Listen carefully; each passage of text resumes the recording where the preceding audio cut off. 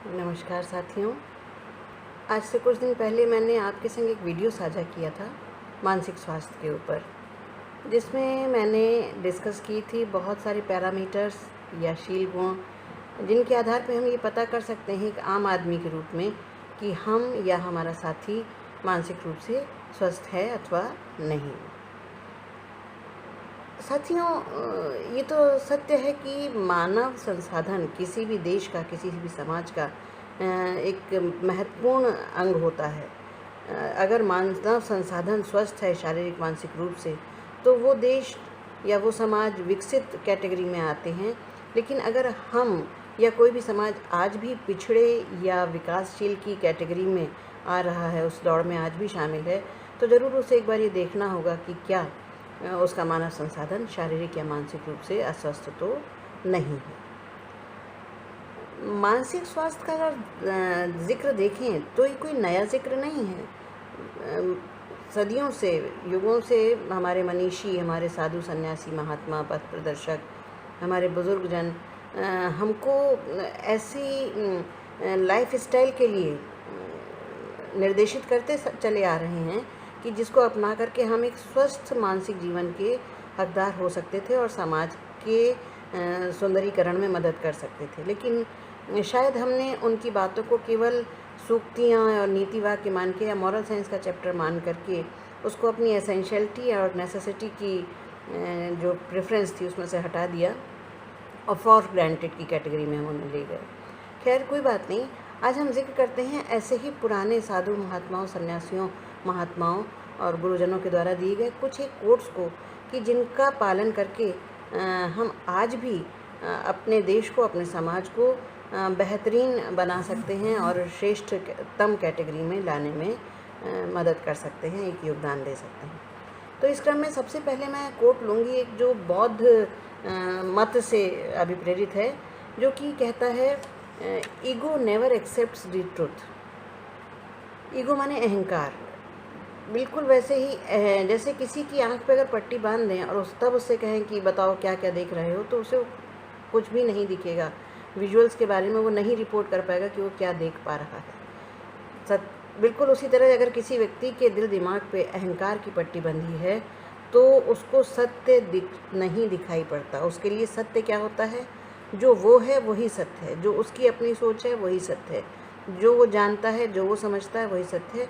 दूसरे को समझने देखने की सामर्थ्य उस व्यक्ति के पास नहीं होती। इसीलिए ऐसे व्यक्ति के पास कहना चाहिए असंवेदनशीलता हो सकती है, नॉन एक्सेप्टेंस हो सकती है, नॉन एसिमिलेशन की अवगुण हो सकता है।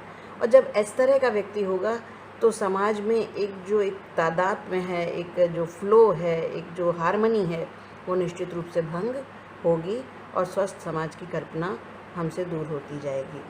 तो इस सत्य को अगर हम ध्यान दें कि ego never accepts the truth, तो हमें अपने अहंकार को दूर करने का प्रयास करना होगा और ये मानना होगा कि बहुत अधिक अहंकार करना भी मानसिक अस्वस्थता का एक लक्षण है, जिसे हम बड़ा नॉर्मल सा एक अवगुण मान लेते हैं कि भाई बहुत अहंकारी है फलाना जना।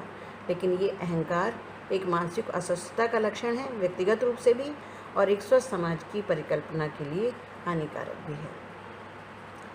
बौद्ध धर्म से ही अभी प्रेरित एक और कोटेशन लेना चाहूँगी, जिसमें कहा गया है, strong people don't put others down, they lift them up.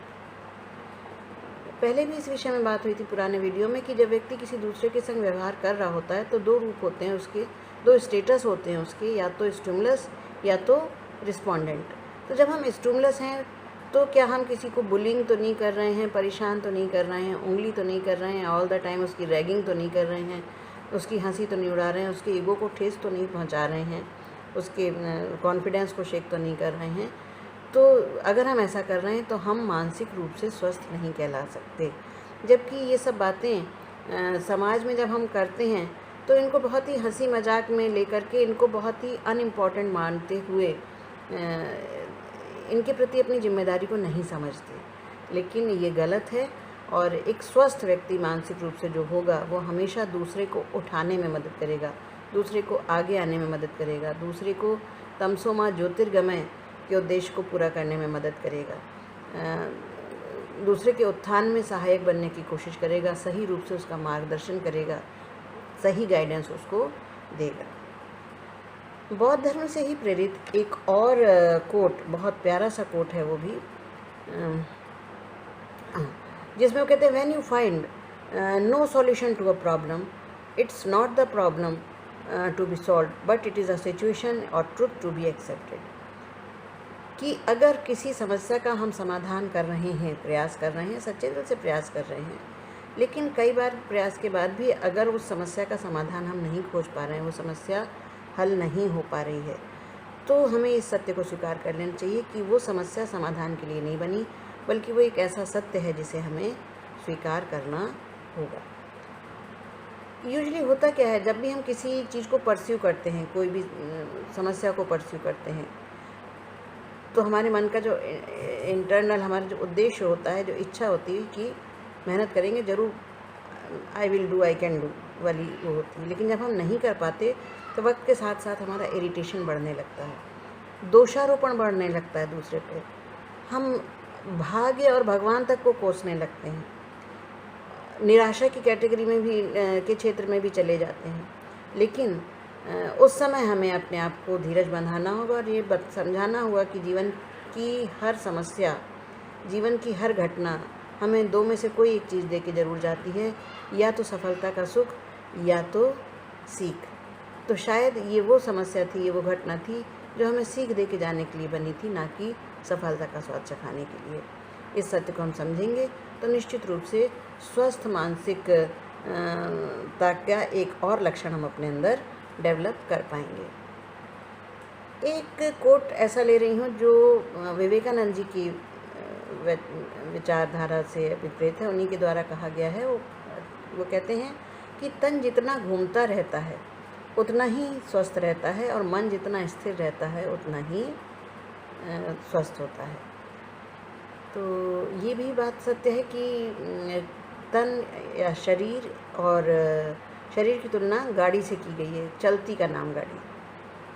कहा जाता है गाड़ी और शरीर जितना चलाते रहो, साथ ना भी दे रहा हो, अगर उसे चलाते रहोगे तो वो स्वस्थ बना रहेगा, चलता रहेगा। लेकिन जिस दिन ठहक के बैठ जाएगा, थम जाएगा, उसके बाद उसको चलाना कठिन हो जाता है। ये तन के संग में बात। और इस बात से प्रेरित होकर कभी राहुल सांकृत्यायन जी ने भी यथा तो घुमक्कड़ जिज्ञासा की बात कही थी, और गाफिल ने भी कहा था सैर कर दुनिया की गाफिल, जिंदगानी फिर कहाँ, जिंदगानी गिर रही तो ये जवानी फिर कहाँ। वो बात हो गई तन की, पर हमें बात करनी है मन की। मन जितना स्थिर रहेगा, और मन स्थिर कब रहेगा? स्थिर कब रहता है? जब हमारे पास बाहरी आकर्षण ना हो। अगर कोई ना कोई चीज़ हमें हमेशा आकर्षित कर रही है बाहर से, तो मन तो विचलित होगा। तो बाहरी आकर्षण कैसे नियंत्रित हो सकते हैं? जब हमारे ऊपर किसी की उन्नति का, किसी की सफलता का प्रभाव ना पड़ रहा हो, किसी ने हमारी बुराई की, भलाई की, इसका हम पे प्रभाव ना पड़ रहा हो, हम अपने आप को इतना सेल्फ कंटेंडेंट कर लें, सेल्फ एनालिसिस कर लें कि ये सब चीज़ें हमें जब प्रभावित करना बंद कर दें, तो हम मानसिक रूप से स्वस्थ रह सकते हैं। अल्टीमेटली बात फिर वही आती है जो यूजुअली मैंने अपने जब भी लेक्चर हुए मानसिक स्वास्थ्य या इस तरह के साइकोलॉजिकल वेलबींग पे, कि locus of control, that is the important thing. अगर हमारा कंट्रोल, लोकस ऑफ कंट्रोल बाहर है, दूसरे की कही बात, दूसरे की खरीदी हुई चीज़, दूसरे की गई प्रशंसा या निंदा, ये सब हमें प्रभावित कर रही है, तो हम मानसिक रूप से स्थिर नहीं रह पाएंगे। मानसिक रूप से स्थिर नहीं रहेंगे, निश्चित रूप से हमारे कर्म उससे प्रभावित होंगे, और उन कर्मों में से हो सकता है वो कर्म हमारे लिए हानिकारक हो, वह अप्रोच हमारे लिए हानिकारक हो, और समाज के लिए भी हानिकारक हो सकती है। आज बस एक और कोट और डिस्कस करूँगी, इसके साथ ही अपना वीडियो फिनिश करती हूँ। और वो एक कोट वो दलाई लामा की विचारधारा से प्रेरित है। वो कहते हैं कि wrong is wrong even everyone is doing it, and right is right even know one is doing it. ये भी बहुत प्यारा सा एक कोट जो ये बताता है कि व्यक्ति को अपने ऊपर आत्मविश्वास होना चाहिए, सेल्फ एनालिसिस की पावर होनी चाहिए, इंट्रोस्पेक्शन की पावर होनी चाहिए, किसी भी वस्तु को, किसी भी घटना को, किसी भी सिद्धांत को बहुत अच्छे से विश्लेषण करने की उसके अंदर क्षमता होनी चाहिए। और जिसमें ये क्षमता होगी उसी के लिए ठाकुर रविन्द्रनाथ ठाकुर जी ने आज से सदियों पहले, वर्षों पहले कहा था, एकला चलो रे, वही एकला चल सकता है। जिसके अंदर ये काबिलियत होगी, जो ये जानता होगा कि वो सही है, चाहे उसका कोई फॉलोअर नहीं है, चाहे उसका कोई सपोर्टर नहीं है, वही अकेला चलने की हिम्मत दिखाता है। बाकी लोग तो भीड़ की चाल को अपनी चाल बनाते हैं, और भीड़ की चाल भेड़ की चाल होती है। एकला चलने की सामर्थ्य रखिए, पहला कदम उठाने की ताकत रखिए। जिसके अंदर पहला कदम उठाने की ताकत होती है, काफ़िले बनाने की ताकत भी उन्हीं के पास होती है। बस आज की इस वीडियो में इतना ही। अगले वीडियो में फिर आपसे संपर्क करूंगी मानसिक स्वास्थ्य के विषय में, कुछ और कोट्स और उनकी एनालिसिस लेके कि कैसे वो मानसिक स्वास्थ्य के सपोर्ट में कोई बात कहते थे, एक्सप्लेन करते थे, और जिन्हें हम समझ नहीं पाए। धन्यवाद मुझे ध्यान से सुनने के लिए। नमस्कार।